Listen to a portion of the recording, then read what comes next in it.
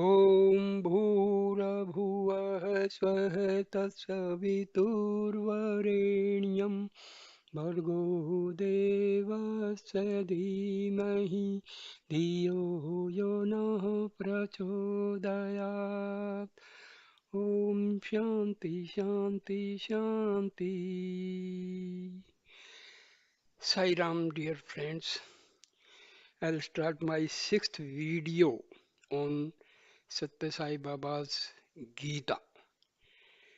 I ended my fifth video with this: you can reach God through love alone. So I'll start my sixth video from here only.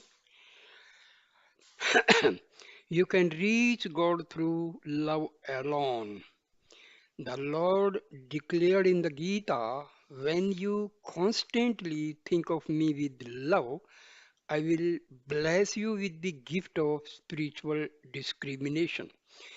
This will lead you to permanent union with me. I promise this to you. Embodiments of love.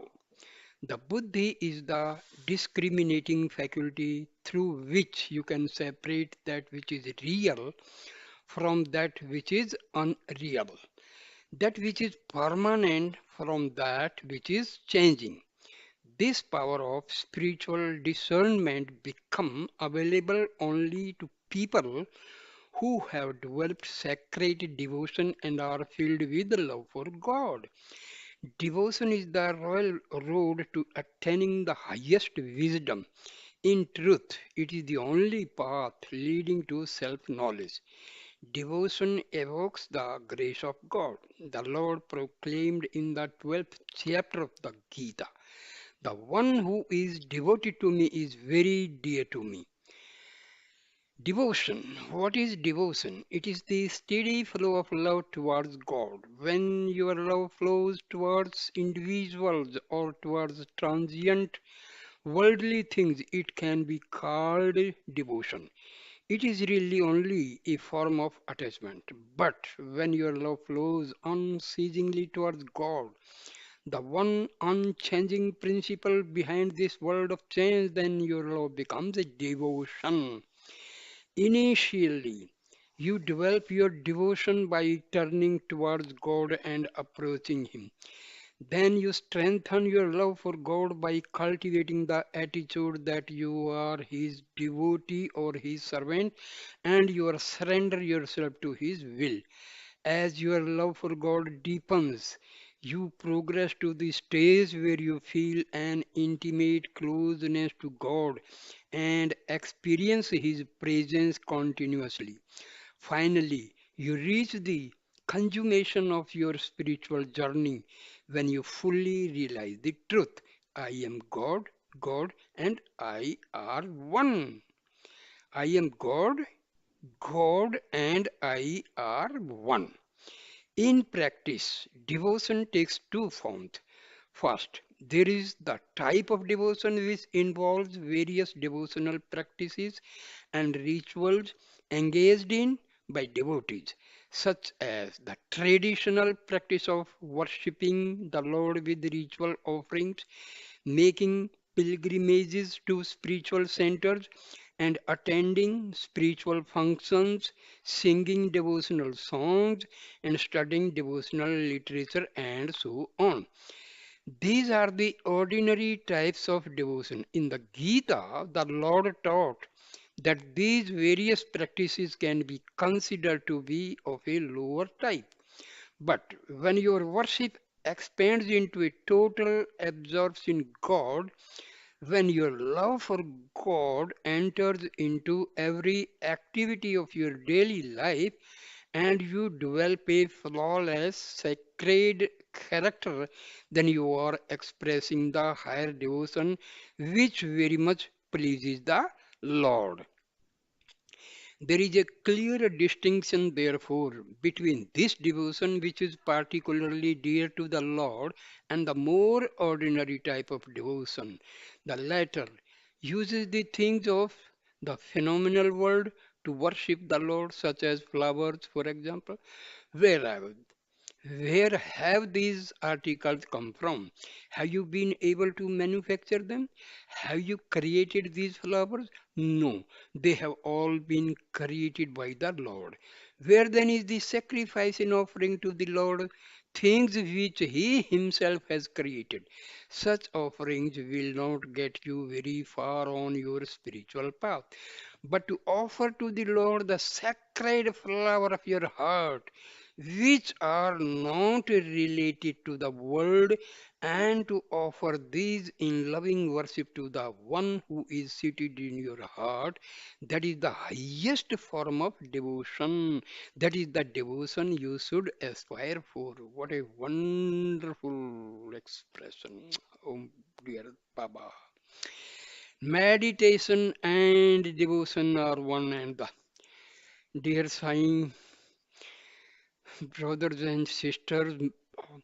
Many people have written commentaries on Gita, but not like Baba. Baba has explained what is actually the reason of reciting Gita to Arjuna by Lord Sri Krishna. What a wonderful! Everybody must read. Please spread this message to all Sai devotees. To understand Gita and to understand Satya Sai Baba, this book is a must for every Sai devotee. Wonderful, wonderful. Meditation and devotion are one and the same. Another way of thinking of this highest form of devotion is as the uninterrupted meditation on God alone. In the popular understanding of the word, meditation refers to concentration on an object and through that object reaching a higher state of consciousness. But this is not the correct approach to meditation. True meditation is meditation on God and only on God. Therefore, meditation and devotion are really the same. Both are the process of concentrating on God to the exclusion of everything else, thinking only of Him. Without such meditation or devotion, it is impossible to realize the constant presence of God everywhere, in everything, and thereby gain a true spiritual knowledge. You long to enjoy the fruit, but you will not be able to get it without first having the flower. First comes the blossom, then comes the fruit. Devotion is like the flower. Without first developing the flower of unshakable love for God and allowing it to blossom forth, it will be impossible for you to acquire the fruit of spiritual wisdom. This flower of love may express itself in different ways, as the following example shows: the householder and the monk. There were two devotees who both had an all consuming love for God. One was a householder leading a family life, and the other was a renunciate monk. The family man felt himself to be the servant of the Lord and always practiced the principle of total surrender to God. The great virtue of the servant stage is that through the practice of humility and surrender, the ego quickly disappears. As long as you have egoism, you will not be able to gain the sacred knowledge of the Supreme Self. Egoism can be found everywhere. Even Arjuna, whom Krishna befriended for so long and to whom Krishna gave so much encouragement, was riddled with egoistic feelings throughout his life. It was only after Arjuna threw down his bow and surrendered himself completely to the Lord, saying, "Command me, O Lord, I will do whatever you say," that Krishna taught him the highest wisdom of the Gita. So the householder started from the very humble beginning, which is associated with, "I am your servant, O Lord, I am your instrument," and he expressed his unshakable love for God that way. On the other hand, the monk expressed his love for God by seeking God everywhere he went, in everyone and in everything he encountered. He would constantly repeat, everywhere I look, I find only God. Everything I see is created by God and imbued with God. Everyone I meet is but God. I too am truly God. Because of the different circumstances of their lives, these two individuals adopted different paths to overcome the power of illusion. The householder, by following the path of a servant, became smaller and smaller until he became so small that he slipped through the clutches of that fierce tiger Maya, the terrible power of illusion which had held him in its claws. By losing his ego, he became free. For the monk, the shackles of illusion which had been binding him were broken to pieces when he transcended his ego limitations by absorbing himself in the conviction, everywhere there is only God, all is God, I too am God, I am God. Through their deep love of God, each in his own way was able to transcend the power of illusion. Wow, wonderful. I am God. If you develop within yourself the sacred and lofty idea, I am God, you will not be bothered by anything. Nothing can come in your way. Of course, it is of no use to merely utter these words. You must first overcome your body consciousness and maintain a firm control over your senses. At the same time, you must develop an intense love for God and live it by continuously identifying yourself with the divine. This will lead you to the supreme wisdom, or you can express your love for God by following the path of the servant. This will quickly remove the egoism from your heart and fill you with bliss. These are three successive stages on the way to God realization. In the very beginning, you will declare, I am a devotee of God. Here there are two entities, one is God, the other is you. The devotee God is believed to be away somewhere, and your approach will be try to find God to get closer to Him and become very near to Him. Gradually, you progress along this path, and in time you will come face to face with God. Then you say to Him, dear Lord, I belong to you. In this second stage, you stand erect before God and declare yourself as His own, very close to Him. Then in the third stage, you know yourself to be one with God and you state, you and I are one.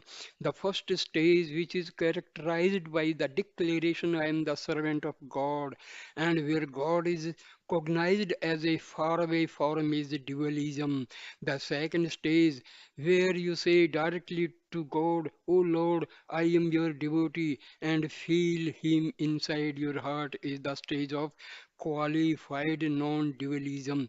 The third stage, in which the ultimate truth dawns within you and you say to Lord, I am you and you are me, is non-dualism. At that point, there is no distinction between you and God. From the form to the formless, you commence your journey from the stage of dualism and finally end up in the stage of non-dualism. You start your spiritual practice with the very ordinary type of devotion, worshipping God with form and attributes and using rituals and external forms of worship. But then you quickly progress into the formless. You quickly progress onto the formless, the absolute aspect of the divinity. In this way, you initially develop yourself spiritually by being a servant of God, but eventually you become fully identified with God. Consider for a moment a very big circle and consider that just by its side and separate from it there is another circle, one which is very much smaller. The big circle may be thought of as God, the small one as the individual soul. Here the individual is different and distinct from God. This is dualism. When you bring the smaller circle in so that it lies within the bigger circle, you have qualified non-dualism. Now the individual is part of the divinity, he exists in God. What then is the meaning of the individual becoming totally merged in God? The small circle has to broaden itself and grow bigger and bigger until it has fully expanded to the size of a big circle. At that point, the two circles are indistinguishable and man has merged himself into the God. This is complete non-dualism. Surrender to the divinity within you. On the path of devotion, it is absolute surrender which makes the individual soul expand and become merged with God. It is when you relinquish your limited individuality by surrendering yourself to the divinity inherent within you that all your weaknesses will leave you and you will develop the broadness of mind that finally culminates in your emergence with God. How can you gain this understanding of your divine nature? How can you recognize the divinity within you so that you can follow its directions? It is only through steady practice that you will acquire this realization. To acquire even the smallest skills in the world, you have to constantly practice, be it reading, writing, walking, or talking. All of these are developed through practice alone. If you start your practice at the first step, then eventually you will be able to reach the last step. In this case, the last step means acquiring the supreme knowledge that makes you free. There are two types of knowledge. One refers to spiritual knowledge, the other to knowledge of the physical world. Inquiring into the various properties of an object is the ordinary knowledge associated with the world. But understanding the inner principle, the underlying basis and purpose of every object that has ever existed in the world, it is spiritual knowledge that is what can be called wisdom. This is very important quality to cultivate. Even for understanding the world in its deeper aspects, you first have to acquire spiritual wisdom. To gain spiritual wisdom, you must use your body wisely and have your mind and your sense under control. Without the body, it is not possible to perform any activity. For all types of work and activities, the body is needed. It is the basis for all practices. Use your body for the purpose of reaching your goal and in performing activities which will be useful to others. Here is a small example. Transforming desires into wisdom. Consider for a moment that you have gone on a picnic to a forest and that you have taken along all the articles necessary for cooking and preparing your food. Just before you start your meal preparations, you gather up three stones and arrange them as a base for the cooking vessel. Next, you put some water in the vessel and then you add the rice. Underneath the vessel, in between the stones, you make a fire. What is the purpose of the fire beneath the vessel? It is through the heat of the fire that you can cook the rice which is in the vessel. Without the vessel, if the rice were to be put straight in the fire, you would not be able to get the food that you want. The heat of the fire gets transmitted to the vessel and on from the vessel to the water and finally from the water to the rice. In this way, the rice gets cooked and you enjoy your meal. In this forest of life, you are searching for bliss, which can be compared to the food that you prepare. The three stones are the three basic qualities of inertia, activity, and purity. That is rajas, tamas, and purity. Tamas, rajas, and sattvic. Underlying all natural phenomena and human activities. Your body may be considered the vessel, your feelings and desires are the water, and your spiritual yearnings and aspirations are the rice. The fire which you have put between these three stones is the purifying practice which is used to acquire wisdom. This purifying fire, which must continue for some time, has to be applied to the body and through the body to the feelings and desires. These in turn will be cooked and transmuted into the highest spiritual yearnings. Finally, this process results in the cooked product, the spiritual food, the knowledge of the true self, which you have been aspiring for. This knowledge grants eternal bliss.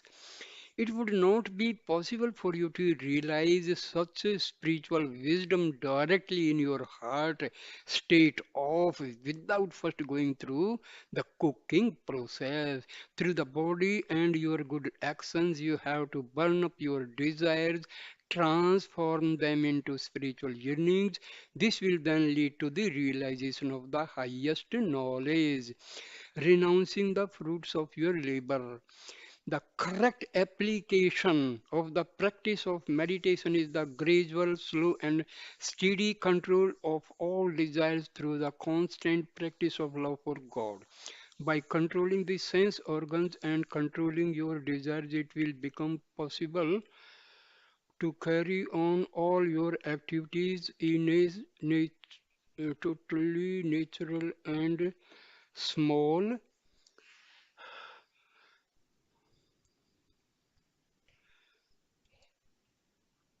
Renouncing the fruits of your labor. The correct application of the practice of meditation is the gradual, slow, and steady control of all your desires through the constant practice of love for God. By controlling the sense organs and controlling your desires, it will become possible to carry on all your activities in a totally natural and spontaneous way without expecting to reap any fruits from your labor. Actually, it is impossible to have work without fruits. Whenever you engage in an activity, there will necessarily follow some consequence or result. This is the fruit of that action. So it is not that there are no fruits, but the Gita teaches that you should give up interest in the fruits. The fruits will always be there, but do not work for the purpose of obtaining these fruits. Work only because it is your duty to work, because it is God's will. While discharging your duties, there will incidentally be some desires and there will also be some results. In other words, some fruits, there is no harm in that. Just continue doing your duty. Gita has not taught that actions will be without fruits. People who have not correctly understood the meaning of sacrificing the fruits of action are giving up the action itself, but actions must be engaged in. What the Gita stresses is renunciation in action and not renunciation of action. Until the food is cooked, there is need for the fire. Until you understand the inner secret of work and that of a sacrificing the fruits of work, you will have to continue to engage in activities and discharge your duties.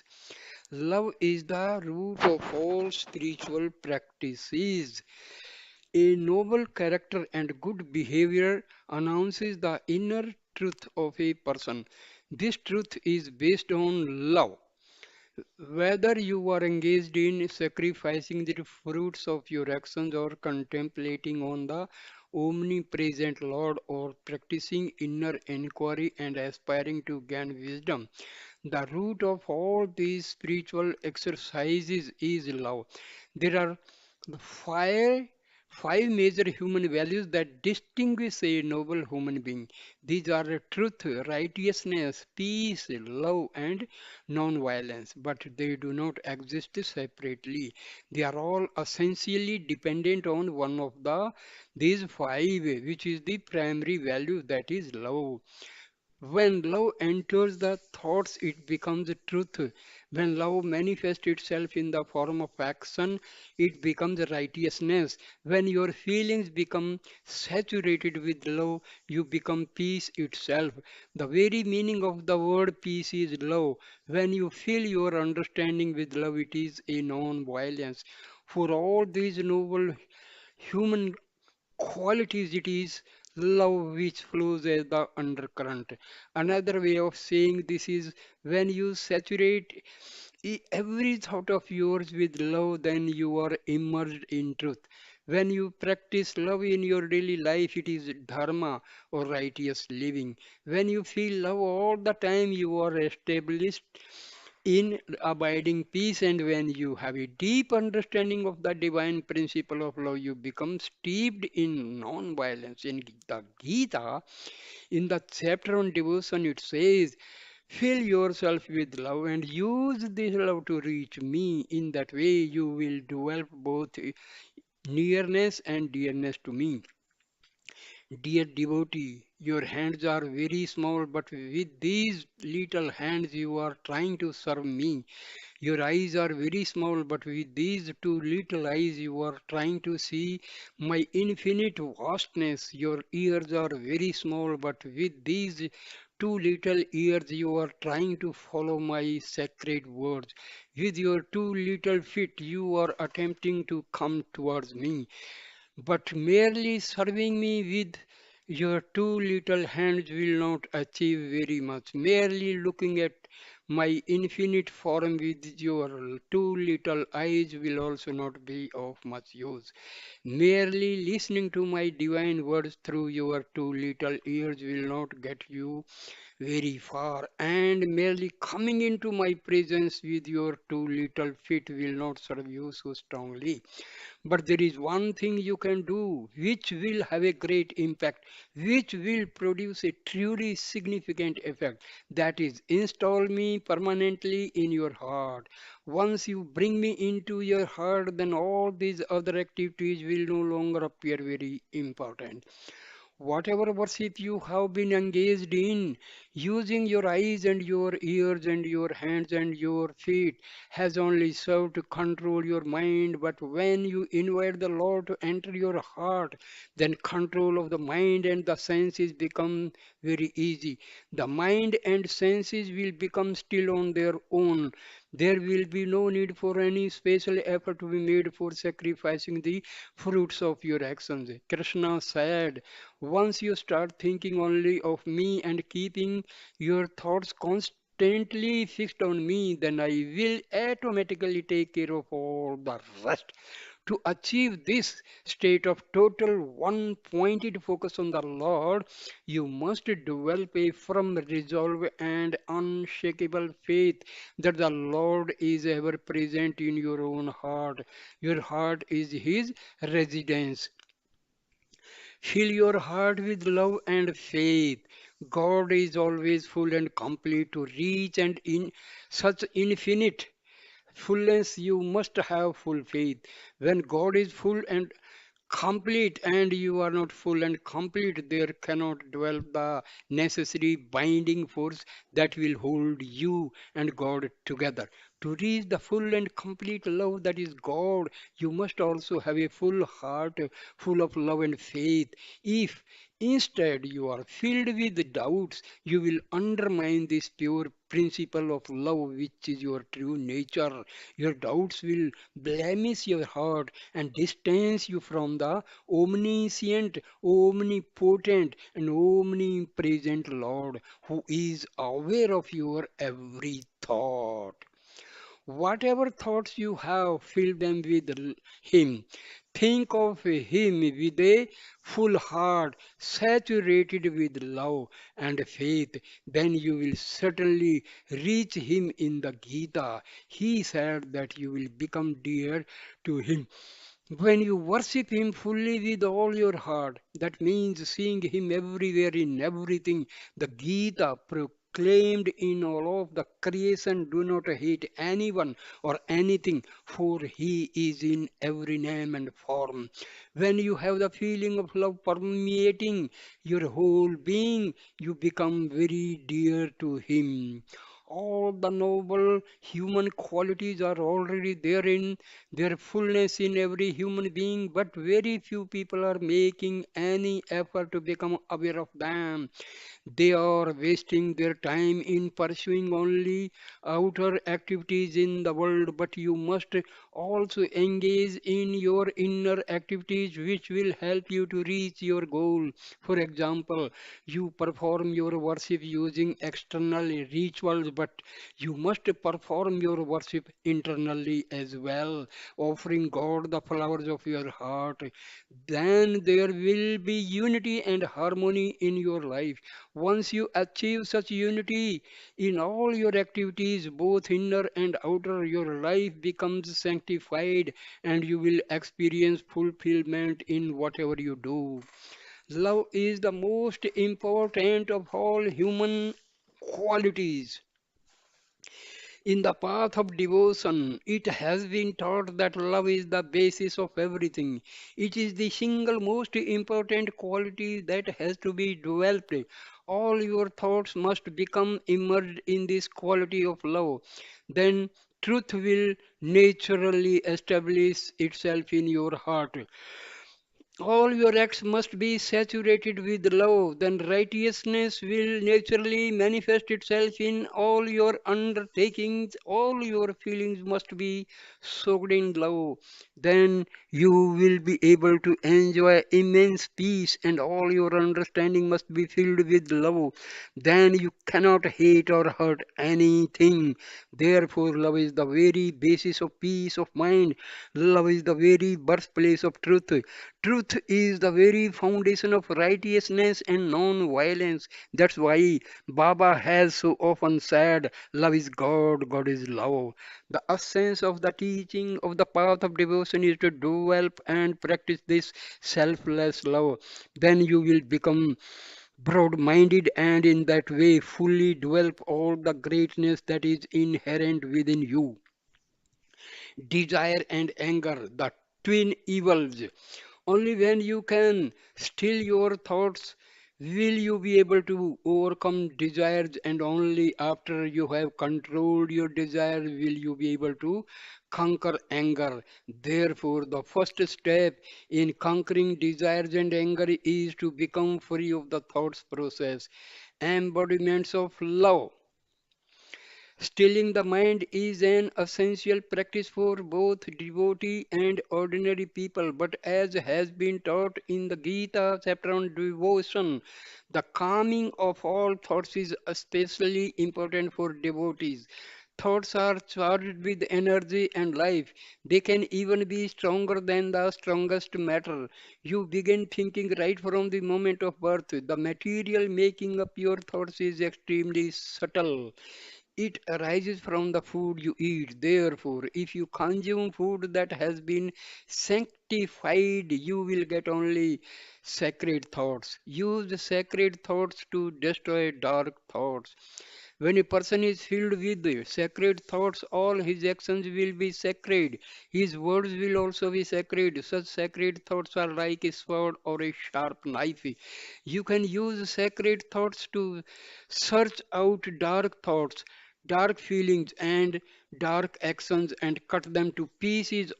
On the other hand, if you take in food that is not sanctified, dark feelings, dark actions, and dark thoughts will flourish. Not only this, but because of unwholesome food, you will weaken the body and lose the power of digestion and suffer all sorts of bodily discomforts. In the Gita, the Lord has emphasized that for worldly prosperity as well as for developing the spiritual potential that is inherent in man, a strong and pure body is essential. For this, it is important that only wholesome food be consumed and that it be sanctified by offered to the Lord before it is eaten. Thoughts and the thought process constitute the very form of the mind.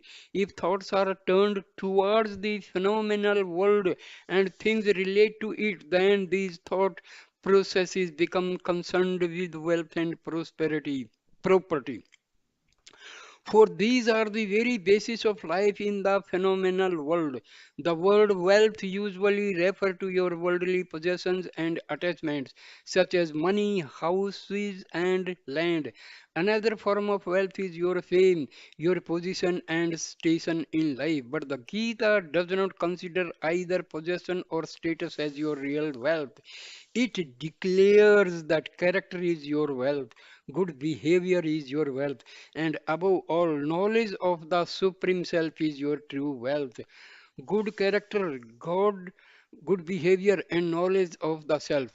Worldly name and fame, property and family are all ephemeral, means temporary.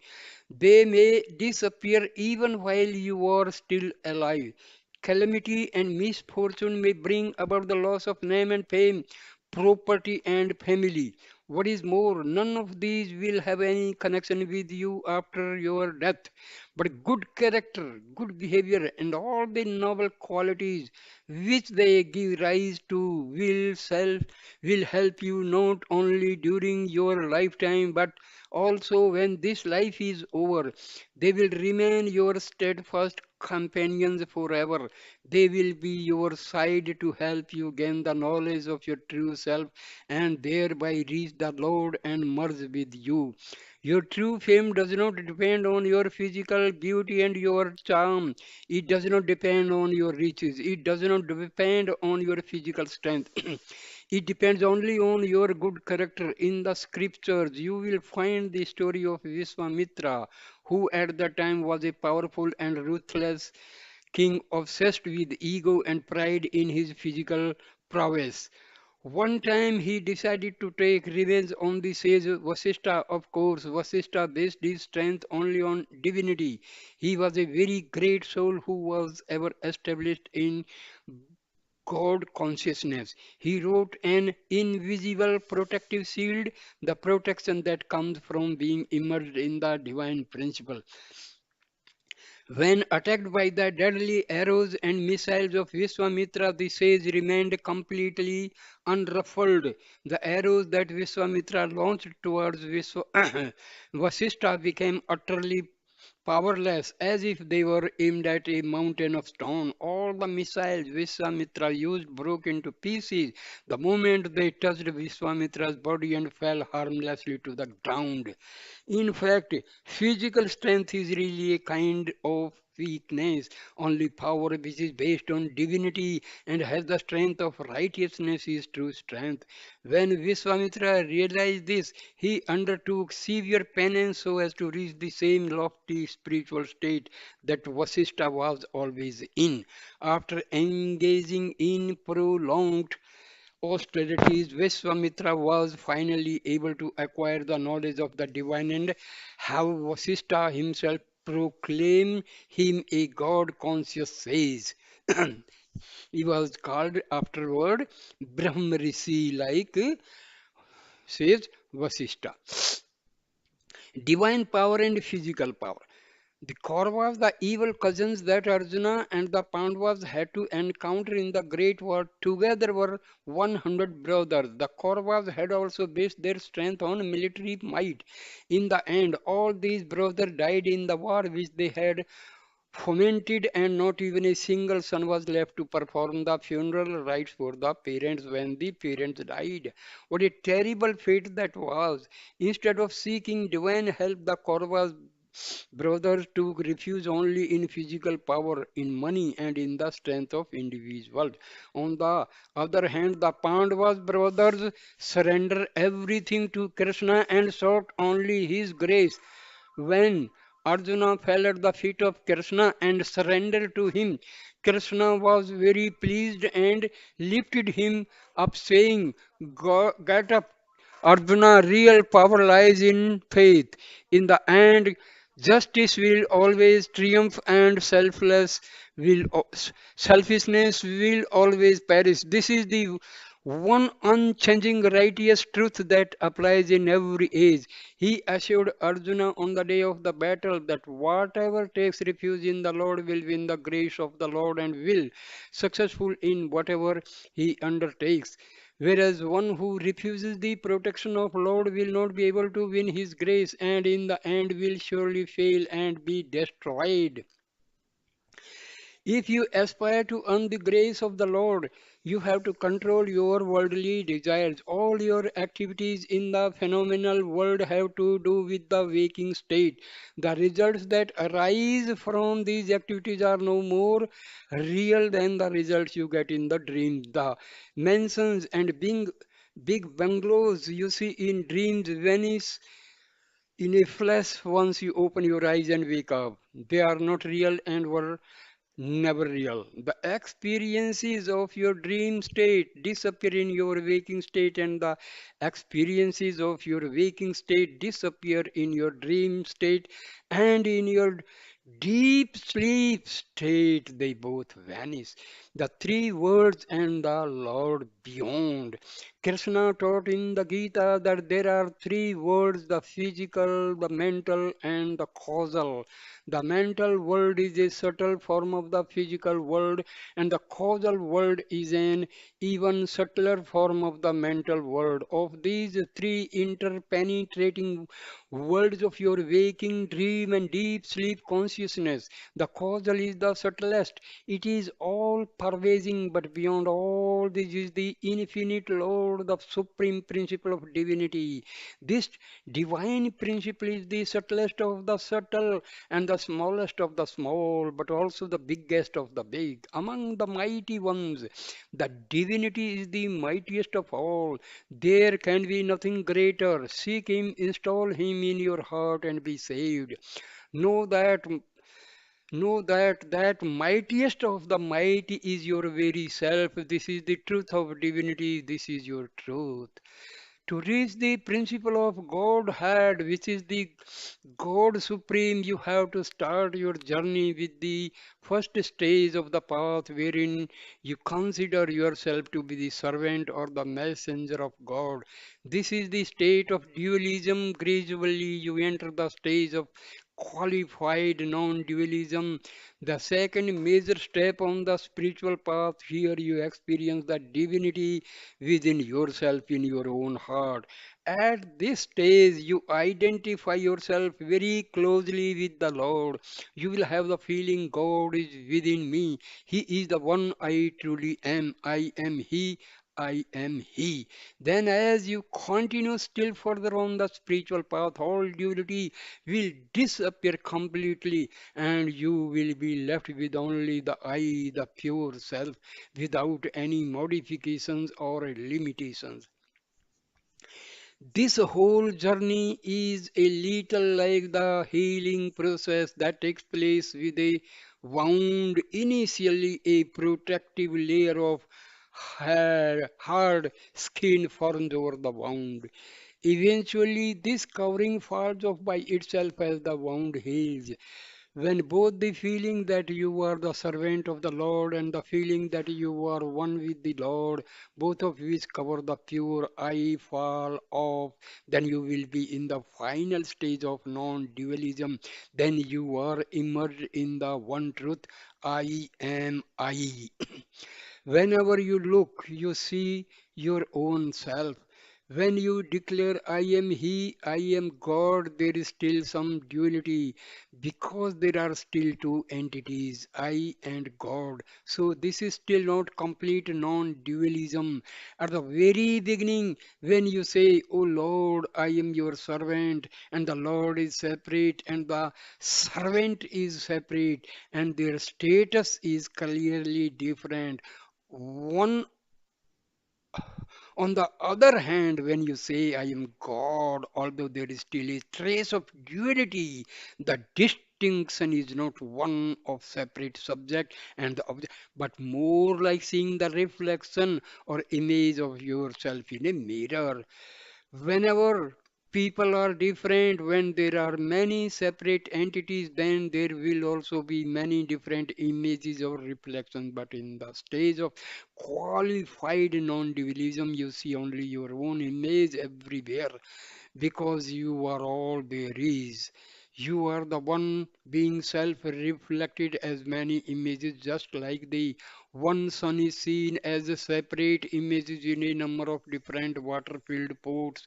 So, in the stage of qualified non-dualism, you are alone. There is none other. The only thing that still comes between you and the divinity is the mirror.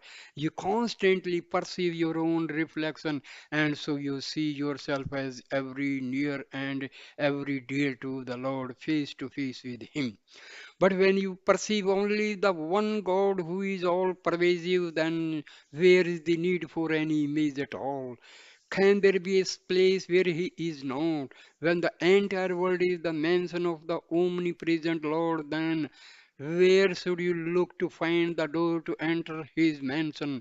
If there were a separate street and a separate house, then there would have to be a door which opens onto the street. But in truth, there is no street at all. When the all pervasive Lord is everywhere, how can there be any special place where you must seek Him to find Him? No, there is no special place where He resides. Once you realize that He is everywhere at all times, then the true perception of the divinity is not that of an object whose reflection is seen in various places, but the realization that there is only you, the one immortal self, abiding everywhere, present in everything in all its fullness. This all pervasive perception of the divinity as the one without a second is called non dualism. You are not a sinner, you are God. As part of their religious observances, people will sometimes say in their prayers, "Oh Lord, I am a sinner, my soul is full of sin. I have been performing so many sinful acts." But who is this person who is sinning? Can there ever be anyone who is separate from the Lord? Can such a one exist? These declarations about sinning and being a sinner are not good practices for devotees to engage in. Rather, you should think, in truth, I am God. I am not different from God. I am peace itself. I am love eternal. I am pure bliss without end. Keeping such lofty ideas and thoughts in your mind is the best way to reach the goal. In the Gita, in the list of noble qualities that a devotee should possess, the Lord started with be without hatred towards any living being. If you treat happiness and misery with an equal mind, then the question of hatred does not arise at all. If you recognize that the same transcendental principle is embodied in all human beings as well as in all creatures, then there cannot be any room for hatred. If you realize that the one divinity resides equally in all, then how could you ever hate another? Where is the other? In this contest, you might ask for whom the praise be without hatred towards any living being is intended. Is it meant for those who have realized the one transcendental principle which exists equally in themselves and in everyone else? No, it is obviously not intended for them. This injunction is given for the sake of those who have not yet realized this great truth of the unity of all beings. The sweetness of the serva- servant path. There is an extraordinary joy which you obtain when you immerse yourself in the attitude of being the servant of the Lord. You soon become filled with delight from having imbibed the Lord's sweetness, and you never want to leave that happy state. You come to the conclusion that if you ever were to move on from this feeling of being the servant to the state of I am He, you would not be able to continue to enjoy the consummate sweetness of the Lord. Sugar does not know its own sweetness. You may be concerned that if you were to become one with the sugar, you would no longer be able to enjoy its sweetness. Since you partake of the Lord's sweetness in the servant stage, you may prefer to remain in this stage so that you will always be able to taste the nectarine sweetness of the Lord rather than being one with Him. For example, Hanuman, the great devotee of God, had the experience of extreme bliss arising from his unwavering attitude, I am the servant of Lord Rama. But how long can such a feeling last? It can last only as long as you have the grace of the Lord and are near to Him. If you were to ever become separated from Him, then in all likelihood you would experience extreme anguish. In the stage of qualified non-dualism, the question of suffering does not arise at all, because in that exalted state you are unceasingly with the Lord, and there is no possibility of experiencing any separation or suffering. In the servant stage, there is the possibility of separation between the Lord and the servant, but in the second stage of qualified non-dualism, there cannot be any discontinuity in the bliss, since no possibility of separation arises. Controlling desires and anger. If you want to reach the ultimate truth of your being and be immersed in the bliss of your own divine principle, you need to develop complete control over your desire. The moment any thought arises, you need to develop complete control over your desire. The moment any thought arises, you should inquire into the nature of the thought. Ask yourself, is this thought desirable or is it harmful for my spiritual progress? Devotees should be extremely careful right from the very beginning to see it that dark thoughts do not remain in their minds. For most people, it is impossible to remain without any thoughts at all, but at least when dark thoughts arise, you can do something about it. Do not harbor them, give them to shelter. Immediately transform any dark thought into sacred ones in the same way. See to it that you undertake only good actions and take every opportunity to transform these actions into worship by consecrating them to the Lord, by transforming all thoughts into noble thoughts and all work into worship. You will naturally progress on the sacred path.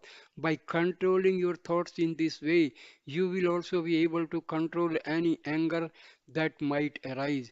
Quite a few people worry about anger, wondering what is the best way to control it when it comes on and tries to overwhelm them. The easiest way to control anger is this: the moment you become aware that anger is rising within you, just laugh very loudly or go to the bathroom and have a cool bath. You can also take a glass of cool water and relax in a cool place. The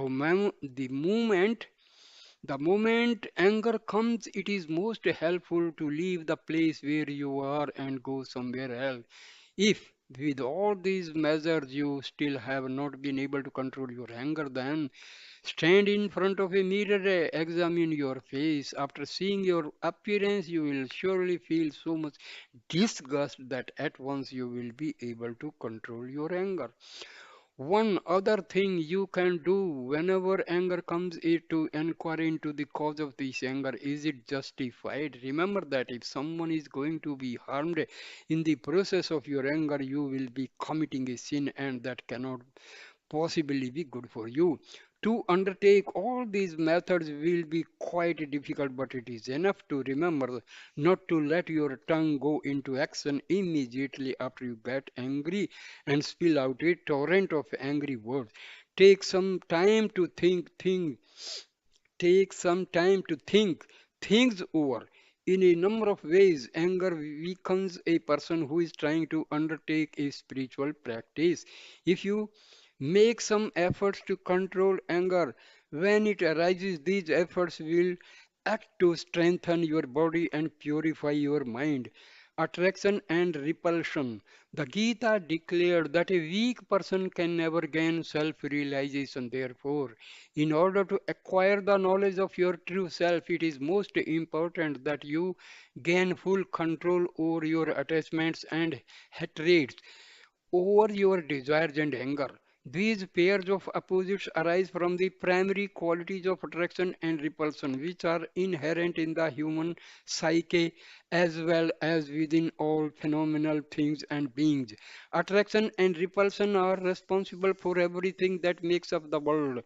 They keep you bound to the world, and as long as you are preoccupied with the world, the light of truth will not shine for you. Therefore, this attraction and repulsion for things of the world must be banished from your heart. Then the knowledge of the true self can take root there. When you have the sacred knowledge of the Atma in your heart, you will be able to enjoy peace. That fragrance of peace will spread all around you and affect everyone you see and touch.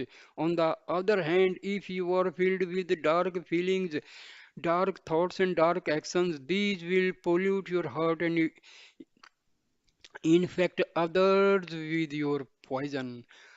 Whether good or bad, the thoughts that suffuse your heart and take shelter there will spread to others around you, and these others will soon emanate the same feelings. Sometimes there may be some difficulty in distinguishing good from bad. The real distinction is not in outer appearances and labels, but in the inner purity and intentions. If you hold a rose in your hand, which in the East is considered your sacred hand, the fragrance of the flower will not only reach you but also the people in the surrounding area. But even when you take the same rose and hold it in your left hand, which in the East is considered the unsacred hand, the rose will spread its sweet fragrance to all. You might make a difference between right and left, but for the fragrance there is no distinction whatsoever. It spreads to all who are near just as profusely from the unsacred hands as from the sacred one. Likewise, whether you are a theist or an atheist, this relates only to your own feelings and beliefs. As far as God is concerned, if you have sacred thoughts and engage in good works and good words, then even if you are an atheist, you will be dear to Him. The Lord of the Gita declared, whoever he is, if he has control over his desires and anger, if he has subdued either his attraction or his abhorrence to people and things of the world, then he is very dear to me. Character, not belief, is what is important. Indian philosophy has been classified according to those who believe in God and those who do not believe in God. But to the divinity, what counts are the qualities of man's character rather than their beliefs. Prahlada, who was the son of a demon king, was one of the greatest devotees of the Lord. He was put to great trouble by his father and his teachers who tried to impress on him their demonic traits. Although he was born a demon, Prahlada always displayed a noble and sterling character, and despite all the difficulties he was put to, Prahlada was able to continuously enjoy the bliss of his own immortal self and know the presence of the Lord in his heart. Prahlada means the one who is continuously happy. So if you go on thinking of the Lord continuously, these feelings of joy will shine forth with an effulgent splendor, and you will become one with God. Right at the outset of your spiritual journey, you have to make determined effort to control your desires and anger, your attachments and hatred. This will permit the divine principle to shine forth from within you, controlling desire and anger in an almost desire and angle is a most important spiritual practice. It is the primary task of every devotee. If you succeed in controlling the desire and anger, attachments and hatred, you will be able to justify your life and reach your goal. But if you allow them to remain within you, then whatever spiritual exercises you undertake will be wasted and your life too will become an utter waste. Love and sacrifice, the cure for desire and anger. Anger is born of desire, and desire arise from the thoughts. Therefore, thoughts alone are responsible for both desire and anger. Just as you cannot get cloth without thread and thread without cotton, you cannot get anger without desire and desire without thoughts. Embodiments of love. In the Gita, the divine teacher has termed the desire and anger as fire. There is danger of being harmed by fire even when it is some distance from you. When this is true for a fire that is burning outside, then how much more careful you must be when the fire is burning fiercely in your own heart. This fire of desire and anger has an extraordinary capacity to destroy all your human qualities and to express the divine nature within you, leaving only the demonic qualities raging inside. The fire of desire. Most things in the world have prescribed limits, but the fire of desire and anger is limitless in its hunger. Whatever fuel you give to fire, whether it is wood or oil or anything else, it will never have enough. But even the most destructive fire eventually burns itself out and becomes extinguished when it uses up its fuel, whereas this fire of desire and anger knows no such limitation. It has a voracious appetite that is endless. It will not exhaust itself. It cannot be appeased. It will never be satisfied. This fire of desire and anger has no contentment at all.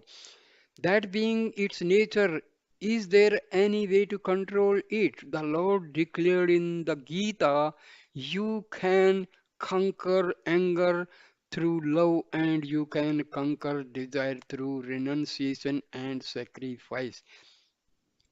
Where there is love and anger to take root, the heart is like a chair. There is room for only one occupant at a time. Therefore, only one quality can establish itself there. It leaves no uh, place for another to enter and occupy it at the same time. You must make every effort to establish love and only love in your heart. You must never allow your heart to become like a musical chair, giving room for some love at one time and for anger and hatred at other times. If you want to conquer anger through your love, then you must develop your love in a most magnificent way. Love is always prepared to shower itself freely and to overlook the defects and weaknesses in others. Love has this extraordinary quality. It lives by giving and forgiving, whereas the little ego self lives by getting and forgetting. Where there is love, there cannot be no room for selfishness, and where there is selfishness, there will be no love. Make love the dominant force in your life. There is absolute nothing in the world which you cannot achieve. When you shine with this principle of love, with love you can conquer all obstacles. Therefore, to achieve total victory over anger, you have to fill your heart with love and make love the dominant force in your life. Once you recognize that the indweller of your heart is the indweller of every heart, that the beloved Lord whom you worship seated on the throne of your heart is also dwelling in every other heart, then there can be no possibility of hating or being angry with any person in the world. When the same Lord is in every heart, how can you look down with contempt at another? Therefore, immerse yourself fully in this principle of love and establish it indelibly in your heart. It has It has been mentioned before by Baba, when love is associated with thoughts, it becomes a truth. When love is introduced into your activities, your actions become righteous. When your feelings are saturated with love, your heart is filled with supreme peace. And when you allow love to guide your understanding and reasoning, then your intelligence becomes saturated with a deep respect and caring for all life, and you manifest the quality of non-violence. Therefore, love is truth, love is right action, love is peace, love is non-violence. For all these noble human qualities, love is the undercurrent. If your thoughts are not filled with love, there will be no truth. If there is no love in your actions, righteousness will not be present. If you do not feel love in your heart, there will be no peace. And if you do not base your understanding on love, non-violence will not establish itself in your intellect. So, just as sugar is the basis of all different kinds of sweets, so also love is the basic ingredient for truth, righteousness, peace, and non-violence.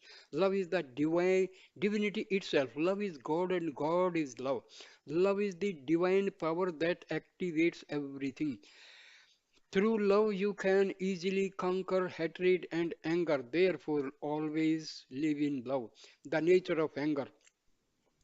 Anger can be the source of numerous difficulties and expose you to countless problems.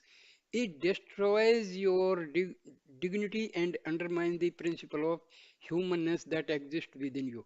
Anger first enters in a very subtle form and gradually becomes all pervasive. Initially, when it comes in, it will only ask for a small bit of space. Just give me a little room to sit down in, it says. Once it has established itself, it declares, now I will make myself enough space to lie down and stay. But you must not permit even the least room in your heart for such bad traits.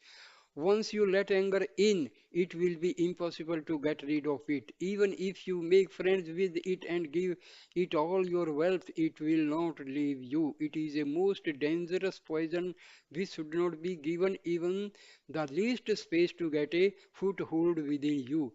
In a car, the red tail light goes on as a warning before the car comes to a stop. In the same way, before you explode in anger, your eyes become red, your lips begin to quiver, and whole body becomes hot. The moment you start having any of these symptoms, you had best leave the place you are in immediately and go to a solitary spot and sit there until peace returns. As was mentioned yesterday, you can also take a cold water bath. Once anger expresses itself words words, it may lead to endless com- complications and problems later on. Even if your anger is justifiable, and you are protecting the truth, you will still have to learn how to express that truth in a sweet way, in a dear way, in an acceptable way that would be received by the other person without hurting him in any way. Therefore, every devotee must learn to control his anger by developing and saturating his heart with love.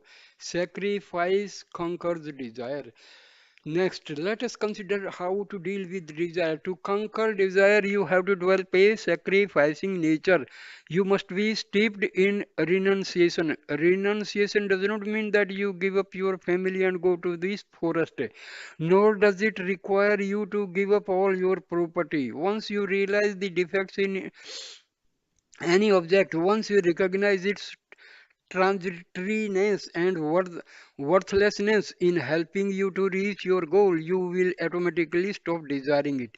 Even when living the life of a householder immersed in the world, you can recognize the defects and weaknesses of the things of the world. For example, there may be a certain kind of food that you enjoy very much, like curry, for example, and you take your cook to prepare a variety of dishes made with this curry. You sit down to eat. The meal is brought in, and you are about to eat it with great relish. But then the cook comes running in and says, "Stop, please, sir, don't eat this food. It just discovered a poisonous lizard has fallen into the pot and is dead inside." The moment you hear this and recognize the harmful nature of the food you were about to eat, you would under no circumstances consider eating it anymore, no matter how much you previously cherished that dish and looked forward to having it. In the same way, you have to recognize the nature of the things of the world. They are ever changing and someday they must cease to exist. Once you know this, how can you remain enthusiastic about acquiring them and trying to get lasting enjoyment from them? Food is only medicine for the disease called hunger. How can it ever be an item of luxurious indulgence? When you are sick and medicines are given, do not refuse them if they are not tasty. Do you refuse them if they are not tasty? Therefore, recognize the fact that the things you use in the world are only medicines for the disease that you have. As the disease declines, the need for medicine diminishes. When you are well, you do not need to take any medicine at all. But when you are sick, you must take the right medicine which will cure you of your illness. You cannot refuse to take the medicine just because it is not very tasty, while at the same time hoping to get cured. Now you are running after all sorts of attractive and tasty things which instead of curing your ills worsen them. You rejoice that you have discovered so many delights in the world, that you are living in very happy life, enjoying many things which seem to give you a lot of comfort and joy. But these are not real enjoyments, for in the future you will surely have to face the consequences of all these indulgences you are engaging in. So here I end this video. Please, my dear Sai brothers and sisters, please like, comment, and subscribe my channel. Thank you. Sai Ram, Sai Ram, Sai Ram.